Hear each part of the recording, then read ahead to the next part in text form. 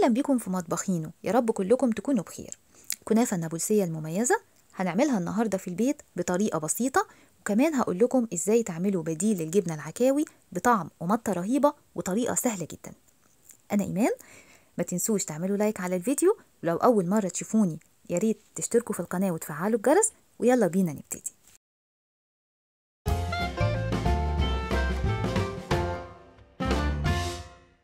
هنعمل بقى في الأول بديل الجبنة العكاوي، معلقتين 2 كبار من الزيت على معلقة كبيرة مليانة من الدقيق. هنقلبهم مع بعض على النار، على نار متوسطة إلى هادية لمدة تقريبا دقيقة، لغاية لما الدقيق والزيت يمتزجوا مع بعض. بعد كده هنجيب 3/4 كوباية من اللبن الحليب، هنحطهم على المزيج بتاع الدقيق والزيت، وهنقلب على نار هادية لغاية لما الخليط ده يتقل شوية. طبعا المفروض ان احنا نستعمل الجبنة العكاوي دي الجبنة الأصلية في كنافة النابلسية، لكن احنا النهاردة هنستعمل جبنة موتزاريلا كبديل للجبنة العكاوي. هناخد منها 500 جرام، هي ممكن من 350 لغاية 500 جرام من الجبنة الموتزاريلا المبشورة. هناخدها بقى وهنضيفها على الخليط اللي احنا عملناه دلوقتي باللبن والدقيق. أول ما هيبتدي خليط اللبن والدقيق يتقل، هنضيف عليه معلقة كبيرة مليانة من مية الورد أو ماء الورد أو ماء الزهر. طبعا اللي ما بيحبش مية الورد خلاص ما يحطش، مش مشكلة. هنضيف عليها بقى الجبنة الموتزاريلا، قلنا من 350 لغاية 500 جرام من الجبنة الموتزاريلا المبشورة. هنضيفهم على اللبن والنار تبقى هادية خالص، وهنقلب بقى بالتدريج.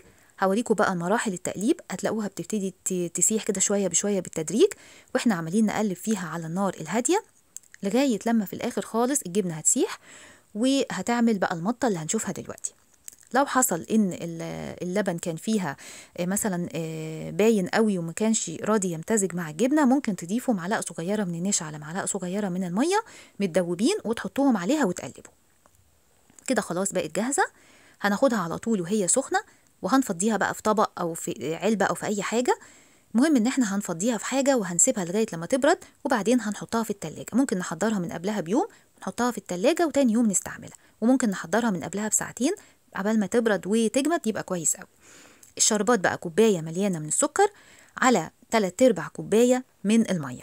الشربات بتاع كنافه النابلسيه بيبقى شربات تقيل ودافي. هنحط عليه معلقه صغيره من عصير الليمون، وبعدين هنحطها على النار لغايه لما تغلي، وهنسيبها تغلي لمده تقريبا 10 دقايق. بعد كده هنطفي عليها ونحطها على جنب. هنجيب بقى الكنافه، استعملنا هنا 300 جرام من الكنافه، يا اما هنقطعها بالسكينه، يا اما هنعملها كده بالايد، يا اما هنعمل بقى زي ما انا عملت في الكبه. هنحط الكنافه وهنضربها يعني نفتفتها كده لقطع صغيره زي ما هنشوف دلوقتي. وبفكركم ان دايما المقادير بتبقى مكتوبه في صندوق الوصف تحت الفيديو. هنجمع بقى الكنافه كلها في الطبق،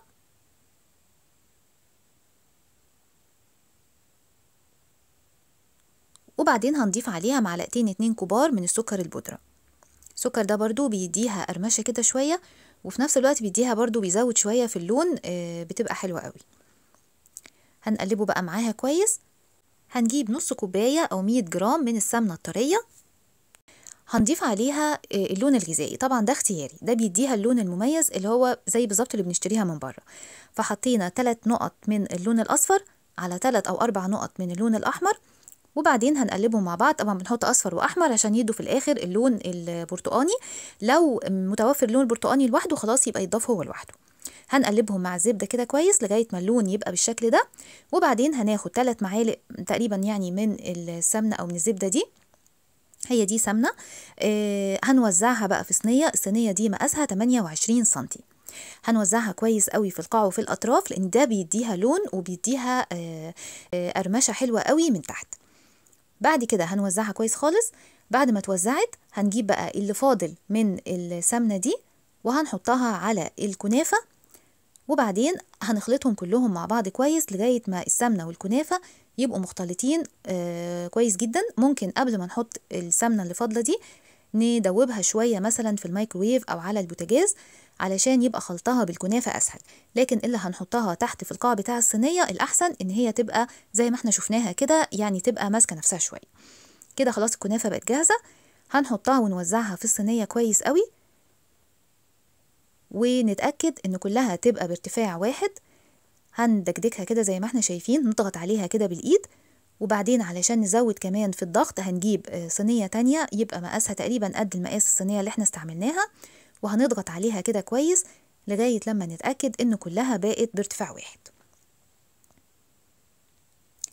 دي الجبنة بقى اللي احنا عملناها قبل كده وحطيناها في التلاجة. انا عملتها من قبلها تقريبا بساعتين، وبعدين حطيتها في التلاجة لغاية لما جمدت بالشكل ده. هنقطعها القطع وهنوزعها على وش الكنافة. الكنافة النابلسية الأصلية بتتعمل على عين البوتاجاز أو على البوتاجاز، يعني مش بتتحط في الفرن. فبنحط الصينية على طرف الشعلة بتاعة البوتاجاز على نار متوسطة إلى هادية، ونقعد بقى نلف فيها كده باستمرار، ما نوقفش خالص اللف علشان ما تتحرقش من تحت، لمدة تقريبا 25 دقيقة ولا حاجة، لغاية لما الأطراف بتاعتها بتتحمر والجبنة بتدوب. احنا هنا هنستعمل طريقة أسرع وأسهل وفي نفس الوقت ليها نفس النتيجة، إن احنا هنحطها في الفرن. الجبنة لما نيجي نوزعها الأطراف تقريبا في حدود سنتي ونص إلى تبقى ما فيش فيها جبنة، لأنها بعد كده لما بتسيح بتنزل على الأطراف وبتفرد بقى في الصينية كلها، فلازم تبقى الأطراف بتاعتها ما فيش فيها جبنة خالص. هنسيب شوية من الكنافة صغيرين يدوب معلقتين أو 3، وهنوزعهم على وش الجبنة عشان لما نيجي نقلبها بعد كده ما تلزقش في الطبق. هندخلها بقى فرن سخن على حرارة 200 درجة على الرف اللي تحت خالص زي ما احنا شايفين كده جوه الفرن، تبقى على آخر حاجة تحت، حرارة من فوق ومن تحت. بتاخد ربع ساعة بس، نتابعها لأن الأطراف بتاعتها بنعرف إنها استوت لما تلاقي أطرافها اتحمرت وبدأت تفصل شوية من الصينية، ونلاقي الجبنة ساحت خالص زي ما احنا شايفين كده. أول ما بتطلع من الفرن هنقلبها في طبق تاني، طبعا بتبقى سخنة جدا، هنخبط عليها كده شوية عشان نتأكد إن هي مش لازقة في الصينية.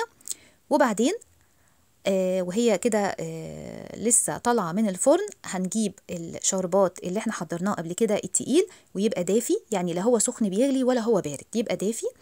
هنحطه على الكنافه وبعدين هنزينها. بعد كده هنغطيها تقريبا بس 3-4 دقايق لغايه لما تتشرب الشربات، وهنقدمها وهي سخنه. حلاوتها طبعا بتتقدم وهي سخنه، لان الجبنه فيها بتبقى سايحه زي ما هتشوفوا كده وبتمط بطريقه رهيبه.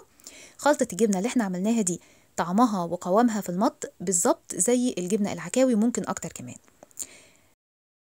خلطة الجبنة دي ممكن لو ضفنا عليها شوية ملح بس على اللبن في الأول، ممكن نستعملها مع البيتزا أو مع السمبوسك أو مع أي حاجة عايزين نحط عليها جبنة موتزاريلا بتمط بشكل جامد جدا زي ما احنا شايفين كده.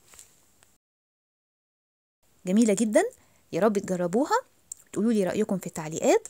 ولو عجبكم الفيديو ما تنسوش تعملوا لايك، واشوفكم إن شاء الله المرة الجاية.